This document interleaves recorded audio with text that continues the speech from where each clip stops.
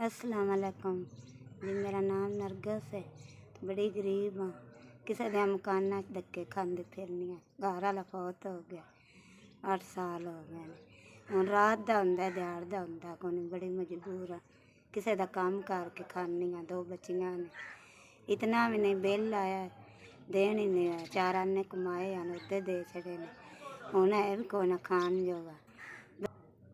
घर में जिन्ना चीनी है ना पत्ती है ना कोई खाने जगह राशन है। बड़े गरीब हाँ ते बड़ी औखी हाँ, परेशान हाँ ते अल्लाह दी ज़ात तो सवा साढ़ा हुण आसरा भी कोई नहीं। आ पैलियां च आलू 4 चुन लिया दे ने, वो बच्चियां ने पका देनी आं, खा लेने आं ते बड़ी परेशानी। भला होवे जी तुहाडा गल्ले आ। मैनूं 5000 रुपया लभ गया। अल्लाह पाक तुहाडी जिंदगी करे, अल्लाह पाक खुश रखे, तुहाडा भला होवे। बस किसी दे घर हाँ ते बस तुहाडा गल्ले आ। मैनूं 5000 रुपया लभ गया।